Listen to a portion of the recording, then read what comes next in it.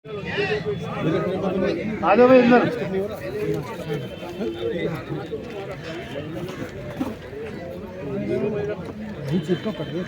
ये जो आगे शादी बैठे हैं ये वो लड़कियों को जरा महिलाओं को जगह देना है भाई, सबको थोड़ा सा पीछे करना है। कुछ लोग जाएंगे इधर बिठा देंगे। शुरू भाई शुरू करो। कहाँ ये? नमस्कार। मन की बात के 110वें एपिसोड में आपका स्वागत है।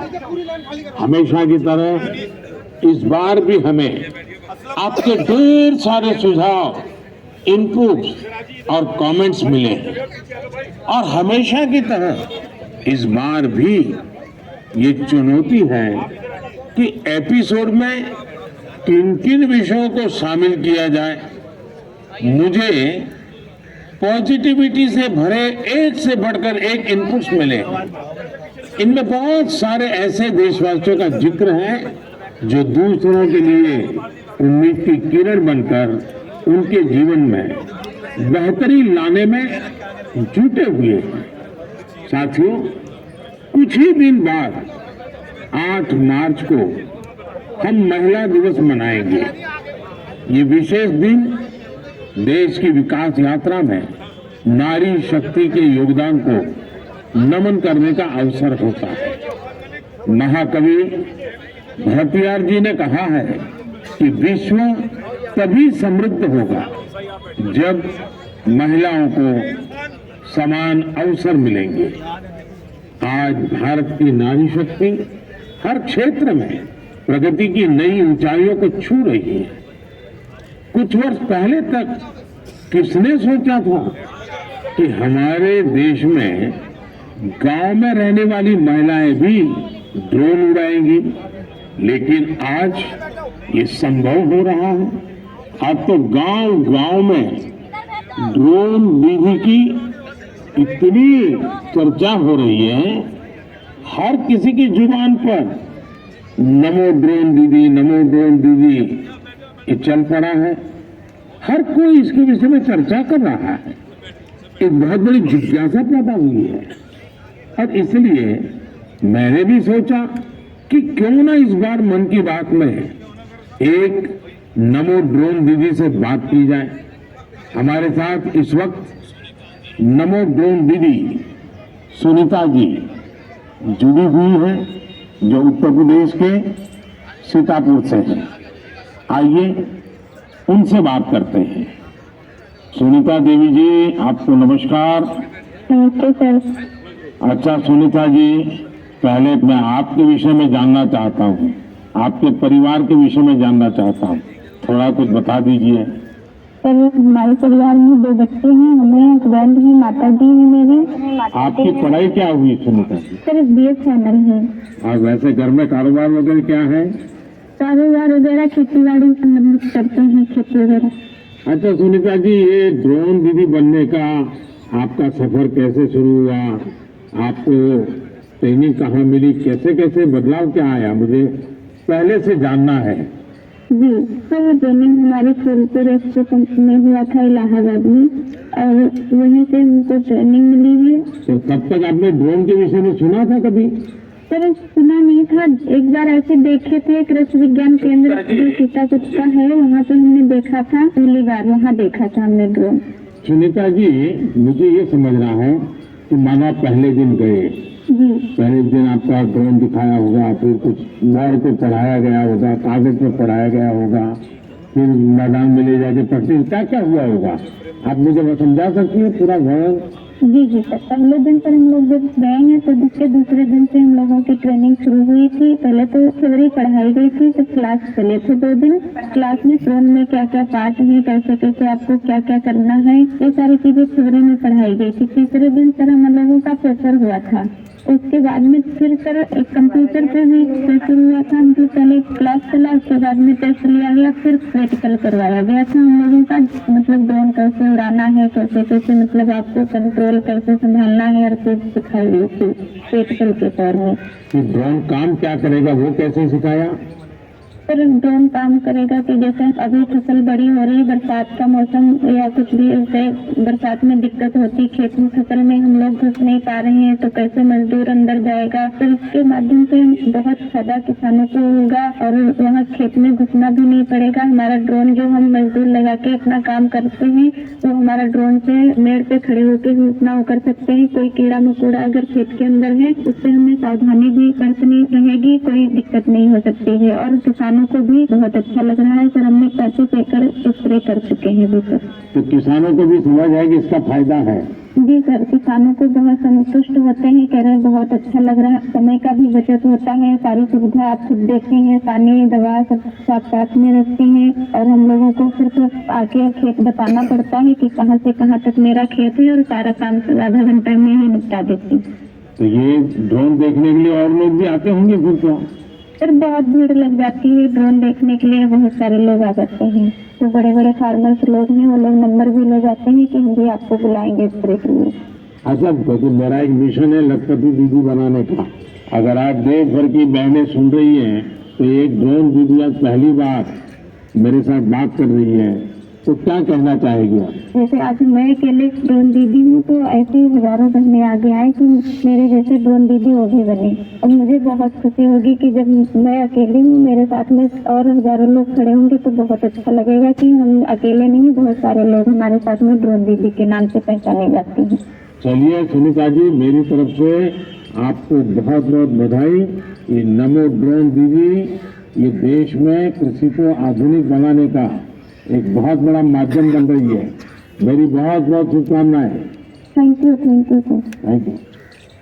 साथियों, आज देश में कोई भी क्षेत्र ऐसा नहीं है जिसमें देश की नारी शक्ति पीछे रह गई हो। एक और क्षेत्र जहां महिलाओं ने अपनी नेतृत्व क्षमता का बेहतरीन प्रदर्शन किया है वो है प्राकृतिक खेती, जल संरक्षण और स्वच्छता। केमिकल से हमारी धरती माँ को जो कष्ट हो रहा है, जो पीड़ा हो रही है, जो दर्द हो रहा है, हमारी धरती माँ को बचाने में देश की मातृशक्ति बड़ी भूमिका निभा रही है। देश के कोने कोने में महिलाएं अब प्राकृतिक खेती को विस्तार दे रही है। आज अगर देश में जल जीवन मिशन के तहत इतना काम हो रहा है तो इसके पीछे पानी समितियों की बहुत बड़ी भूमिका है। इस पानी समिति का नेतृत्व महिलाओं के ही पास है।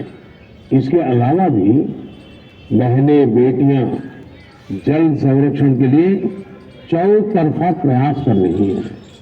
मेरे साथ फोन लाइन पर ऐसी ही महिला है कल्याणी प्रफुल्ल पाटिल जी। ये महाराष्ट्र की रहने वाली है। आइए कल्याणी प्रफुल्ल पाटिल जी से बात कर उनका अनुभव जानते हैं। कल्याणी जी नमस्ते। नमस्ते सर जी, नमस्ते। कल्याणी जी, पहले तो आप अपने विषय में, अपने परिवार के विषय में, अपने कामकाज विषय में जरा बताइए। सर मैं मुख्य माइक्रोबायोलॉजी हूँ और मेरे घर में मेरे पतिदेव, मेरी सास है और मेरे 2 बच्चे हैं और 3 साल से मैं अपने ग्राम पंचायत में कार्यरत हूँ। और फिर गांव में खेती के काम में लग गई क्योंकि आपके पास बेसिक नॉलेज भी है, आपकी पढ़ाई भी क्षेत्र में हुई है और अब आप खेती में जुड़ गई हैं। तो क्या क्या नए प्रयोग किए हैं आपने? सर हमने जो 10 प्रकार के हमारी वनस्पति है उसको एकत्रित करके उससे हमने ऑर्गेनिक फवारनी बनाया। जैसे कि जो हम पेस्टिसाइड वगैरह स्प्रे करते तो उससे पेस्ट वगैरह जो हमारी मित्र कीट रहते हैं वो भी नष्ट हो रहे हैं और हमारी सॉइल का पोल्यूशन होता है, जो सब केमिकल चीजें वो पानी में घुल मिल रही है, उस वजह से हमारे बॉडी पर भी हानिकारक परिणाम दिख रहे हैं। उस हिसाब से हमने कम से कम पेस्टिसाइड का यूज करके तो एक प्रकार से आप पूरी तरह प्राकृतिक खेती की तरफ जा रही है। हाँ, जो अपनी पारंपरिक खेती है सर वैसे हमने की पिछले साल। क्या अनुभव आया प्राकृतिक खेती में? सर जो हमारी महिलाएं उनको जो खर्च है वो कम लगा और जो प्रोडक्ट है सर, तो वो समाधान था कि हमने विदाउट टेस्ट वो किया है, क्योंकि अब कैंसर के प्रमाण जो बढ़ रहे हैं, तो जैसे शहरी भागों में तो है, लेकिन गांव में भी हमारे उसका प्रमाण बढ़ रहा है। तो उस हिसाब से अगर आप अपने आगे के परिवार को अपने सुरक्षित करना है तो ये मार्ग अवलंबना जरूरी है। उस हिसाब से वो महिलाएं भी सक्रिय सहभाग उसके अंदर दिखा रही है। अच्छा कल्याण जी, आपने कुछ जल संरक्षण में भी काम किया है, उसमें क्या किया है आपने? सर, रेन वाटर हार्वेस्टिंग जो हमारे शासकीय जितने भी इमारतें हैं, जैसे कि प्राथमिक शाला हुए, आंगनबाड़ियाँ हुए, हमारी ग्राम पंचायत की जो बिल्डिंग है, वहाँ के जो पानी है बारिश का, वो सब इकट्ठा करके हमने एक जगह पे कलेक्ट किया हुआ है। और जो रिचार्ज शाफ्ट है सर, कि बारिश का पानी जो गिरता है वो जमीन के अंदर परकोलेट होना चाहिए, तो उस हिसाब से हमने 20 रिचार्ज शाफ्ट हमारे गांव के अंदर किए हुए हैं और 50 रिचार्ज शाफ्ट का सैंक्शन हो गया है और जल्दी उसका भी काम चालू होने वाला है। चलिए कल्याण जी, आपल्याशी बोलून खूप आनंद झाला, तुम्हाला खूप खूप शुभेच्छा. सर धन्यवाद, सर धन्यवाद. मलाही तुमच्याशी बोलून खूप खूप आनंद झाला. म्हणजे माझ्या आयुष्याचं संपूर्ण सार्थकी लागलं माझं जीवन, असं मी समजते. आप सेवा करा. चलिए, आपका नाम ही कल्याणी है, तो आपको तो कल्याण करना ही करना है. धन्यवाद जी, नमस्कार. धन्यवाद सर, धन्यवाद. साथियों, चाहे सुनीता जी हो या कल्याणी जी, अलग अलग क्षेत्रों में नारी शक्ति की सफलता बहुत प्रेरक है. मैं एक बार फिर हमारी नारी शक्ति की स्पिरिट की हृदय से सराहना करता हूँ. मेरे प्यारे देशवासियों, आज हम सबके जीवन में टेक्नोलॉजी का महत्व बहुत बढ़ गया है. मोबाइल फोन, डिजिटल गैजेट्स हम सबकी जिंदगी का अहम हिस्सा बन गए हैं. लेकिन क्या आप कल्पना कर सकते हैं कि डिजिटल गैजेट्स की मदद से अब वन्य जीवों के साथ तालमेल बिठाने में भी मदद मिल रही है. कुछ दिन बाद 3 मार्च को विश्व वन्य जीव दिवस है. इस दिन को वन्य जीवों के संरक्षण के प्रति जागरूकता फैलाने के उद्देश्य से मनाया जाता है.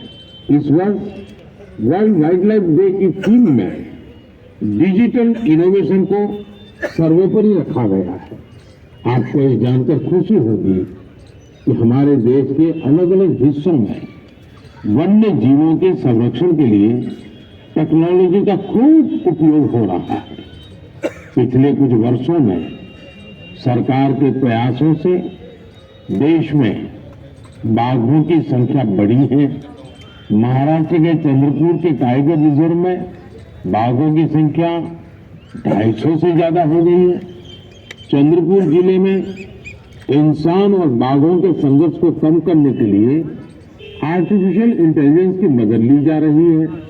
यहाँ गांव और जंगल की सीमा पर कैमरे लगाए गए हैं.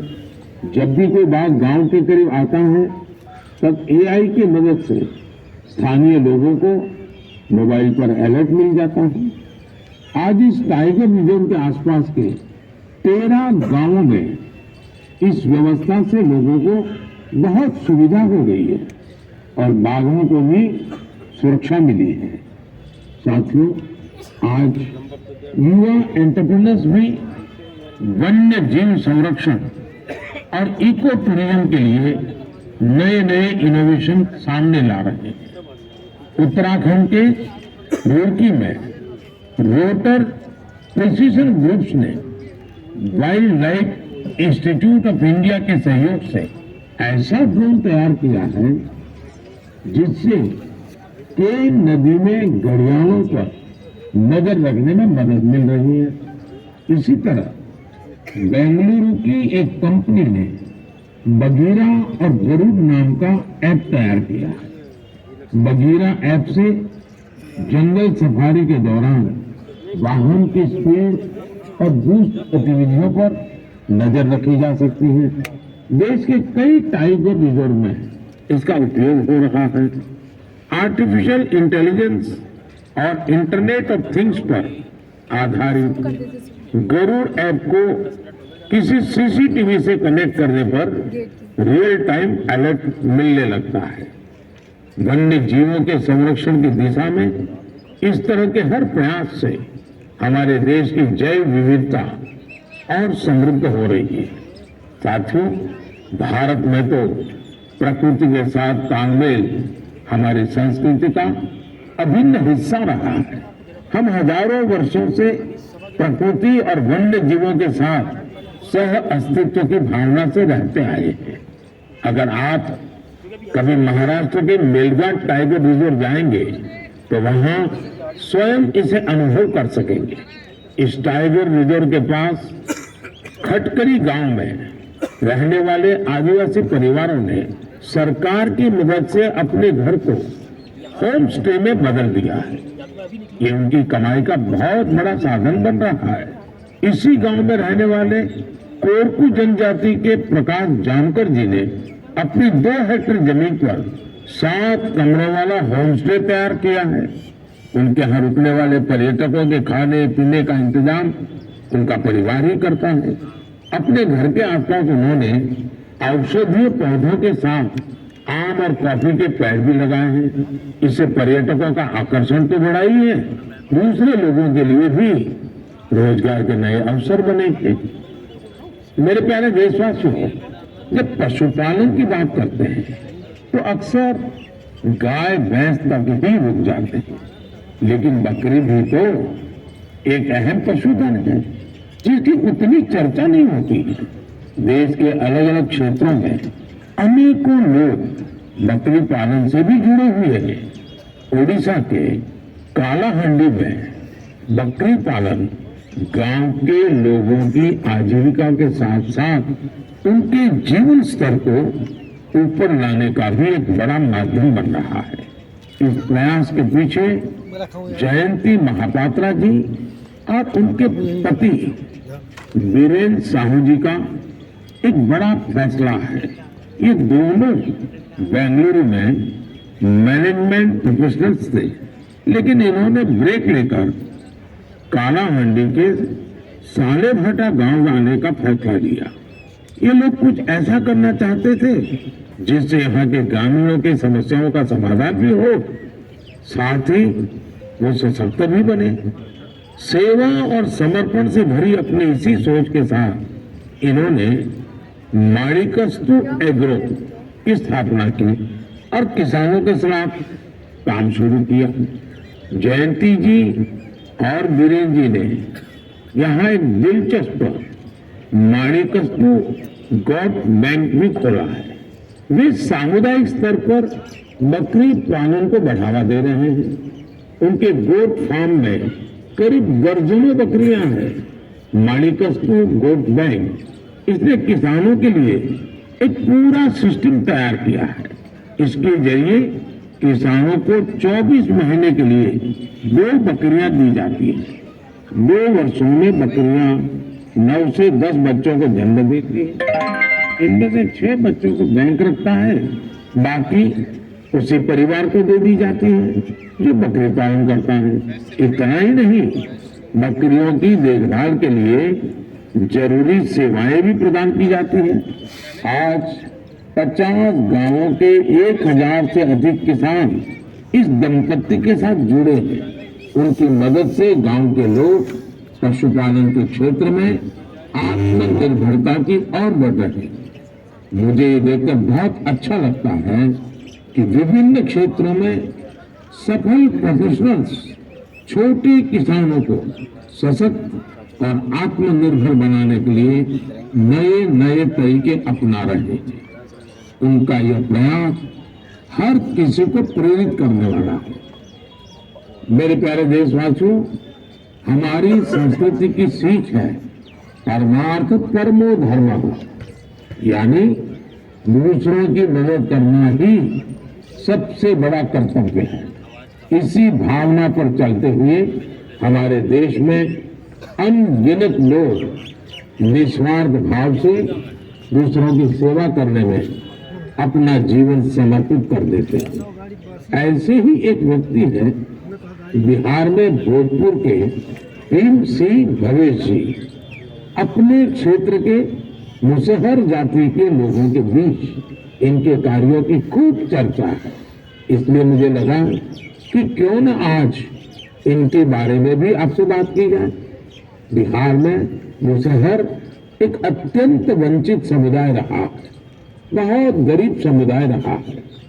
भीमसिंह भवेश जी ने इस समुदाय के बच्चों की शिक्षा पर अपना फोकस किया है ताकि उनका भविष्य उज्जवल हो सके। उन्होंने मुसहर जाति के करीब 8,000 बच्चों का स्कूल में दाखिला कराया है। उन्होंने एक बड़ी लाइब्रेरी भी बनवाई है जिससे बच्चों को पढ़ाई लिखाई की बेहतर सुविधा मिल रही है। भीम सिंह जी अपने समुदाय के सदस्यों के जरूरी डॉक्यूमेंट बनवाने में, उनकी फॉर्म भरने में भी मदद करते हैं। इससे जरूरी संसाधनों तक गांव के लोगों की पहुंच और बेहतर हुई है।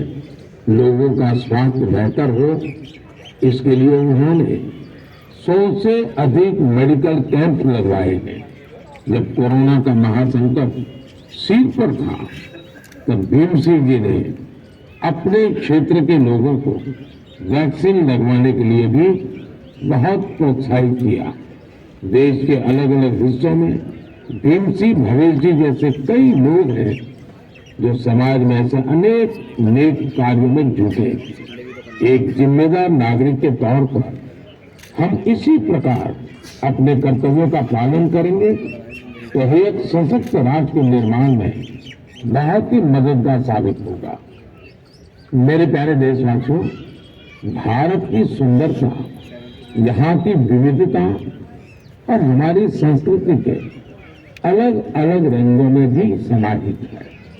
मुझे देखकर अच्छा लगता है कि कितने ही लोग निस्वार्थ भाव से भारतीय संस्कृति के संरक्षण और इसे सजाने संवारने के प्रयासों में जुटे हैं। आपको ऐसे लोग भारत के हर हिस्से में मिल जाएंगे। इनमें से बड़ी संख्या उनकी भी है जो भाषा के क्षेत्र में काम कर रहे हैं। जम्मू कश्मीर में गांदरबल के मोहम्मद मानशाह जी पिछले 3 दशकों से गोजरी भाषा को संरक्षित करने के प्रयासों में जुटे रहे। वे गुजर बकरवाल समुदाय से आते हैं जो कि एक जनजातीय समुदाय है। उन्हें बचपन में पढ़ाई के लिए कठिन परिश्रम करना पड़ा था। वो रोजाना 20 किलोमीटर की दूरी पैदल तय करते थे। इस तरह की चुनौतियों के बीच उन्होंने मास्टर्स की डिग्री हासिल की और ऐसे में ही उनका अपनी भाषा को संरक्षित करने का संकल्प दृढ़ हुआ। साहित्य क्षेत्र में मानशाह जी के कार्यों का दायरा इतना बड़ा है कि इसे करीब 50 संस्करणों में सहेजा गया है। इनमें कविताएं और लोकगीत भी शामिल हैं। उन्होंने कई किताबों का अनुवाद गोजरी भाषा में किया है। साथियों, अरुणाचल प्रदेश में तिरप के बनवंग लोसू जी एक टीचर हैं। उन्होंने वांचो भाषा के प्रसार में